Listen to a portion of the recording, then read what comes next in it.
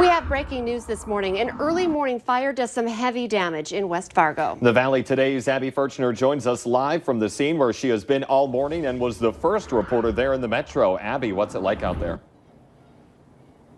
Good morning. I'm on 3rd Avenue Northwest where a family was woken up by a passerby pounding on the door saying that their garage was engulfed in flames. I'm going to step out of the way here so you can see the damage that was done to the garage. As you can see, it is a total loss along with the van that was sitting outside of it. West Fargo Fire tells us that when they arrived around 3:45 this morning, flames were shooting from the garage and then coming back and hitting the van. As you can see outside of the home as well, there is heavy fire damage to the outside of the home with 2 or 3 windows blown out at this time too. However, West Fargo Fire tells me that the home is salvageable and that just heavy smoke damage is inside of the home. But before fire crews left, they were spraying down this car heavily and then also the middle of the garage as well, making sure that there are no hot spots left, and they were going in and out of the home at that time as well. However, the good news, the thankful news, is that all 3 family members and their cat were able to get out of the fire safely. Salvation Army was on scene here for quite some time to assist the family and make sure that they were okay. We did see the fire marshal show up here. He did get some information, but the cause at this time is still unknown. Abby Furchner reporting live on this breaking news. Thank you for that update. Also breaking news this Thursday morning, Minnesota Governor Tim Walz is activating the National Guard ahead of planned protests in North Dakota. He signed an executive order overnight aimed at protecting Moorhead, Clay County, and the surrounding area. It comes in the wake of last Saturday's riot in downtown Fargo, where a number of businesses were damaged and looted after a peaceful protest of George Floyd's death turned violent. The governor's order is effective immediately. Now, there is a protest planned today in Grand Forks and one tomorrow in Fargo. Now, the governor says local law enforcement is aware of credible threats of violent activities during demonstrations planned in North Dakota that could impact Minnesota border communities. And there's breaking news out of South Moorhead this morning, where police are investigating an early morning assault. And the Valley Today's Callie Hubbard joins us live on scene, where she has been for most of the morning as well, where she says police are still investigating. Good morning, Callie.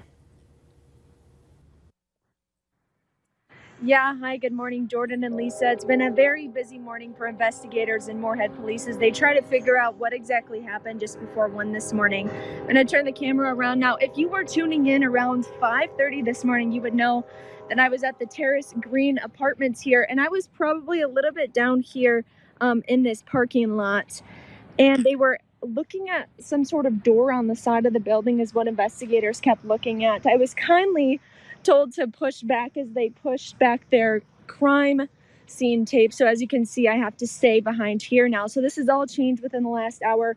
One of our reporters on scene said she saw someone being rushed in an ambulance to a hospital. There's no word on their injuries as of yet. And I just spoke with an investigator and he said that there's no updates on whether anyone is in custody. At this point, no one is. We don't know exactly what happened, so we're just staying out here and just kind of learning more and letting you know as we learn more on this breaking story. And they've been tracking this since just about midnight when that first call came in, so a lot to learn, and we'll have more throughout the day on the VNL News app. Let's get a check now of our first alert storm team forecast. It's 7 minutes before 7. And Lisa, although it looks quiet out there right now, it sounds like we do have some stormy weather to talk about today and, of course, the weekend as well.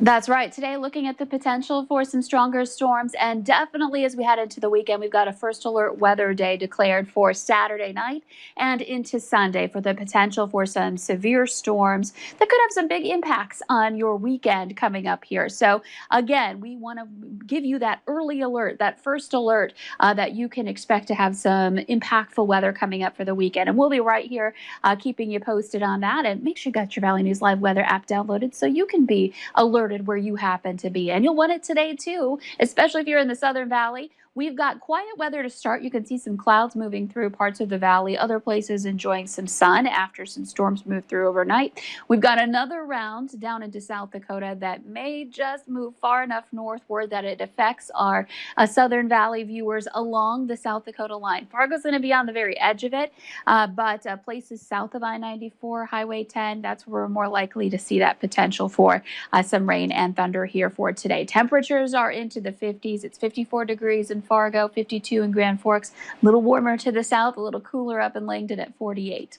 So here's your planner for today. You can see we've got some clouds moving through, but the sun is shining through it on our First Alert Skycam network.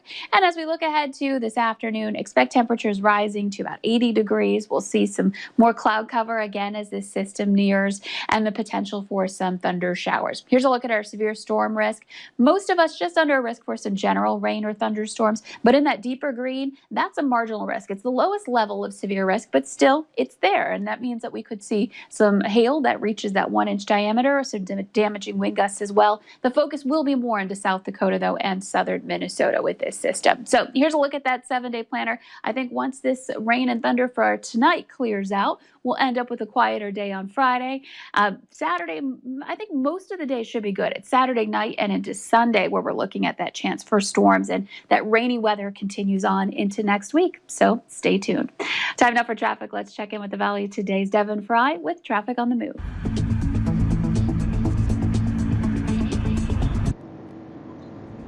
Thanks, Lisa. We're finishing up our morning drive for this hour on I-29, where things have potential to get the most complicated. Now, we can see on the northbound lanes coming out of the lane closures over there, it looks like traffic flow is moving very well. We'll have to see what it looks like when lanes are reduced and speed is also reduced. But coming out of it, it looks like things are moving just fine. Maybe a little bit more crowded than what some may like, but still better than it was moving on Monday for sure. Now, overall, the traffic flow has built up just a little bit, but it's still not quite at the level that we're used to seeing around this 7 o'clock time. So we're, of course, going to keep checking out the roadways. Now, there is a new lane closure to talk about, 17th Avenue between 32nd and 34th Streets. Now, that's only about a block or two, but if it affects one person's morning drive, then we're going to talk about it here on Valley News Live. We're going to keep checking out these roadways in the next hour on the Fargo CW, but for now, for your traffic on the move, I'm Devin Fry. 5 more people suspected of rioting last weekend in Fargo have now been arrested. 27-year-old Chelsea Eggers was arrested for arming a rioter. 26-year-old Andrew Uglum and 24-year-old Tusian Santioff are facing charges of arming a rioter and criminal mischief. All 3 are from Fargo. 2 juveniles were also arrested for armed rioting and criminal mischief. Police are still looking for a dozen other suspects whose pictures are on our website, valleynewslive.com. You can also find them on our VNL News app. If you have any information, you can use these numbers to get a hold of police. Text a tip at 730-8888 or call their tip line at 241-5777.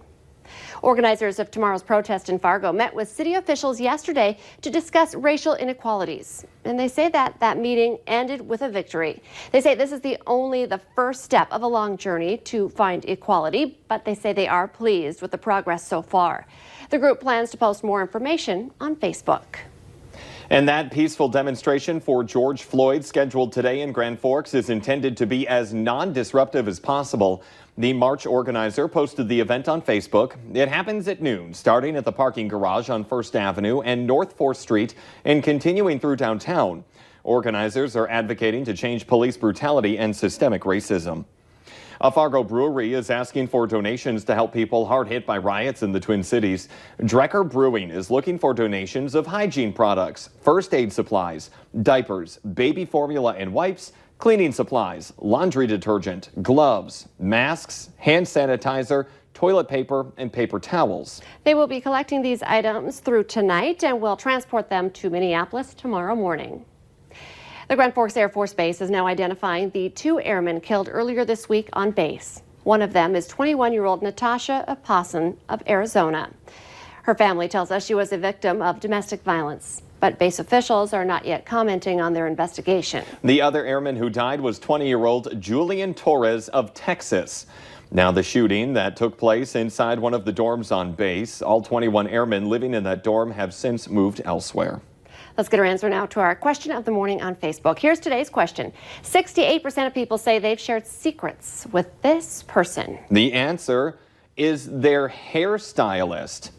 A very trusted person in your life. Very trusted, but we all go to the same place here at the station, so who knows what juicy gossip they're getting in on. But anyway, remember, you can play along every day. Just head to the Valley News Live Facebook page. Here on the Valley today, we want to thank you for tuning in to watch our coverage, and we want to reassure you that we're working hard to make sure you're staying informed during this COVID-19 pandemic.